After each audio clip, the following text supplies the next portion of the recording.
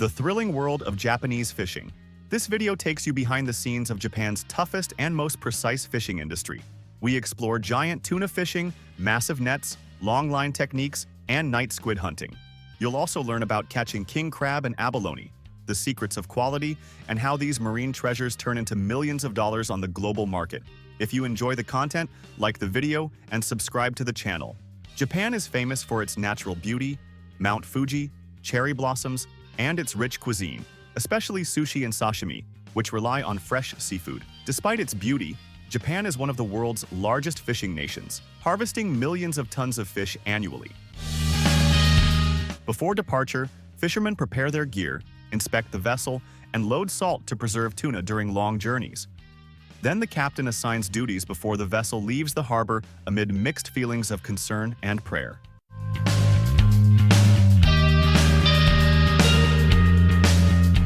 Upon reaching the fishing grounds, the captain uses sonar devices to locate tuna schools, their depth and size. Once the location is confirmed, fishing begins as a small boat carries one end of the net to surround the tuna school. This process can take between 30 minutes to an hour, depending on the school's size and the crew's skill.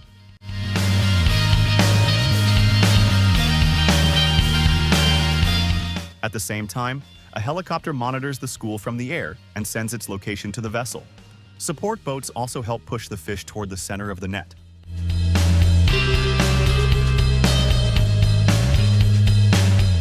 After that, the net is pulled by hydraulic cranes, with about 10 fishermen arranging it on deck.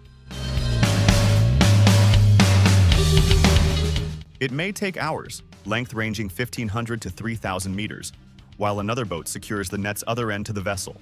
The bag net is lowered into the enclosed area. Tuna swim inside it. When full, it is lifted to the deck, and the bottom can be opened by a crane to drop fish directly into storage. The process repeats until the entire school is collected.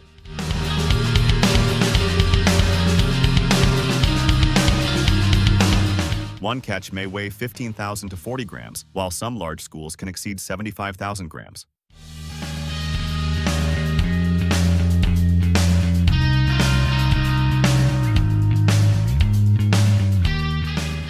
With an average price of about $636 per kilogram, fishermen can earn hundreds of thousands from a single catch.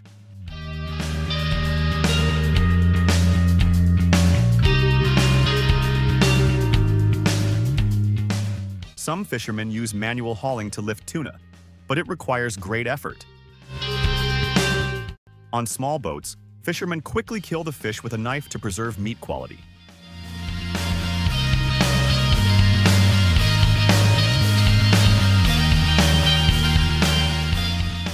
Then the fish are transported via a conveyor that reduces manual labor and protects from shocks.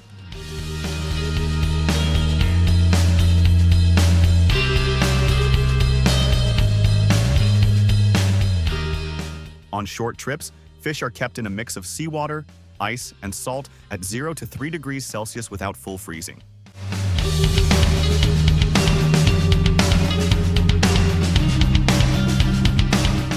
To ensure the highest quality fresh tuna demanded in the market, fish are stored in water tanks during the trip, then transferred to sea cages upon return until sale.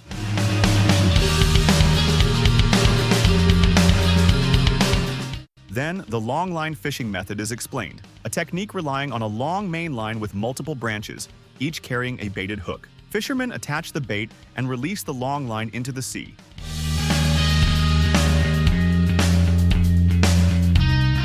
Floats are placed at regular intervals, each connected to a line of fixed length. The lines remain in the water for 1 to 6 hours, during which the crew rests. After the time, lines are pulled hydraulically, wound on reels, and removed by fishermen in preparation for the next round.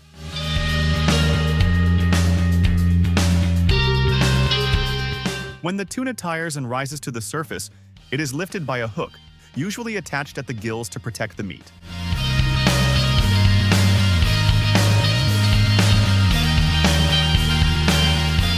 For giant tuna weighing hundreds of kilograms, at least 3 fishermen and a crane are required to lift it.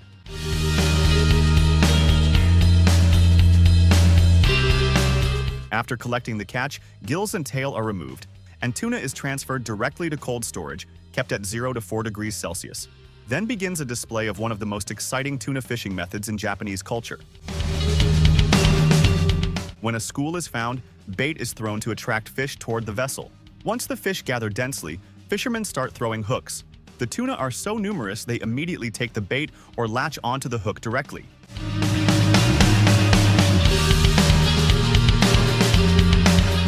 When the line is pulled, the fish is thrown into the air and lands on the deck without needing to be held.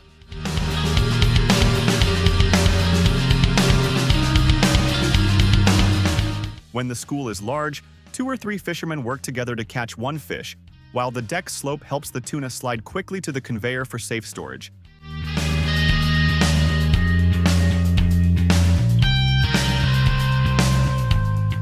About 20 fishermen work continuously until the last fish of the school is caught, with a single catch weighing between 5,000 and 200,000 grams depending on size.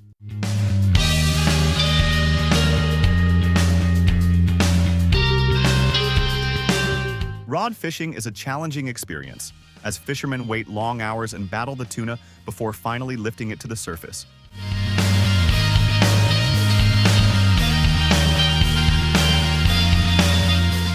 When vessels reach the port, fish are unloaded, weighed, sorted, and sent to processing facilities for cutting and packaging.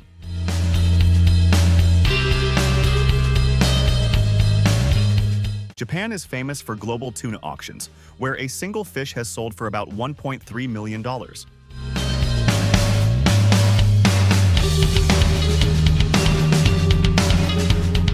Despite large production, Japan imports over 109,000 tons annually due to massive tuna demand.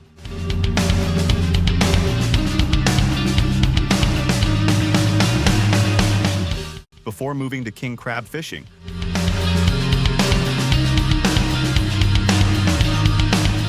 trawl nets are used and spread within 30 to 45 minutes at target locations. Then floats are placed, and the nets remain in the water for 6 to 12 hours.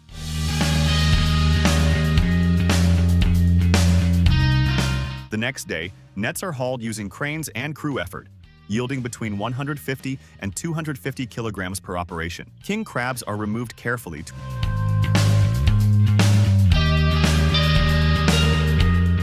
to avoid net damage and kept alive in water tanks.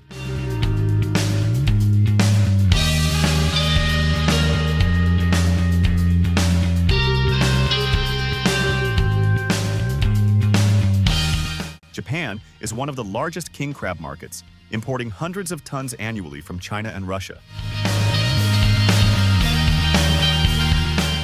Alongside tuna and king crab, squid is one of Japan's most important marine products. Squid fishing begins in the evening, with the captain locating schools using sonar. Baited lines are released through automatic reels.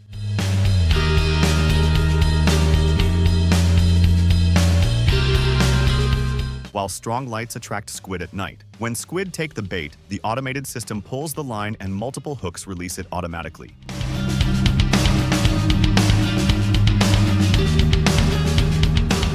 Fishermen work 8 to 10 hours overnight, with trips lasting from 2 days to a full month. The crew collects between 100 and 3,000 kilograms of squid, with peak season production reaching up to 25,000 kilograms.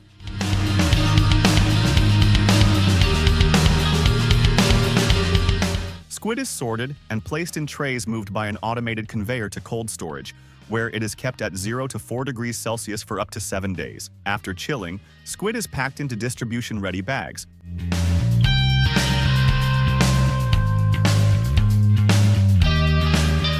And upon returning to port, the catch is prepared for local markets or export. In Japan, squid is commonly served as sashimi. Fishermen with limited resources rely on manual work, turning reels to pull or release lines based on the school's location. They use single-line fishing with multiple hooks to increase catch chances. A short trip usually yields between 3 and 7 kilograms of squid.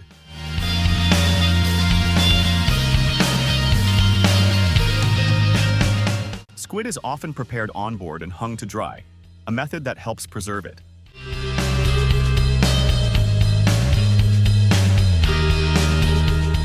We now leave Japan and head south to Australia to explore the fisherman's world and Australian lobster fishing.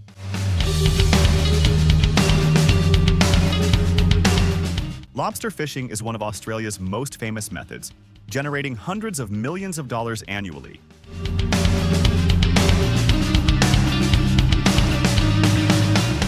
Bait is carefully prepared and secured inside heavy traps designed to withstand deep waters and strong currents. Traps are lowered at pre-selected locations, with visible floats marking their positions on the surface. The deployment continues sequentially until all traps are placed in the sea.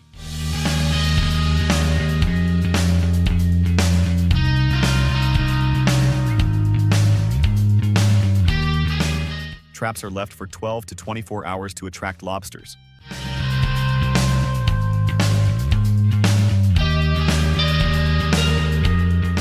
The heavy traps are then hauled by cranes and moved to the sorting area.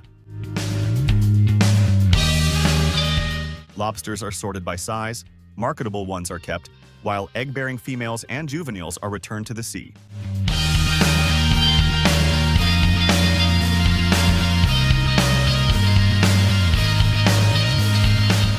A single trip can collect between 600 grams and 1,000 kilograms of Australian lobster. Annual production exceeds 3,000 tons.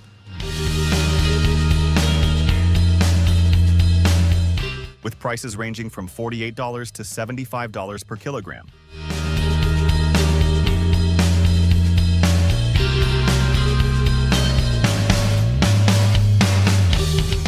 Lobsters are kept alive in seawater tanks, then transported in compact crates before market preparation.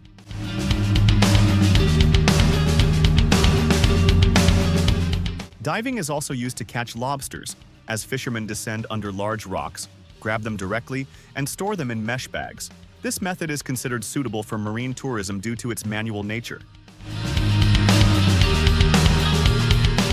The discussion then moves to abalone, a valuable marine creature collected entirely by hand. To collect abalone, fishermen dive to the seabed and use a thin knife to separate it from rocks it clings to tightly. Only large sizes are permitted, requiring long diving hours and high skill. It can also be collected during low tide using long metal hooks to pull it from rocky crevices. Fishermen lift small rocks to find abalone attached underneath. Abalone is also farmed in sea cages, growing naturally, and harvested after 2 to 3 years. In Australia, abalone prices range between $40 and $80 per kilogram due to its high value. Farms produce between 5,000 and 15,000 grams annually, with local consumption around 500 to 750 kilograms. Australia exports over 2,500 grams to markets like Japan and South Korea. Abalone is served in dishes such as grilled meals and soups due to its high nutritional value. Thus, we conclude our journey through the exciting world of marine fishing in Japan and Australia. We saw how expertise and modern techniques turn into global products, generating millions while maintaining quality and sustainability. If you enjoyed this journey, don't forget to like the video, subscribe to the channel, and activate the bell for updates.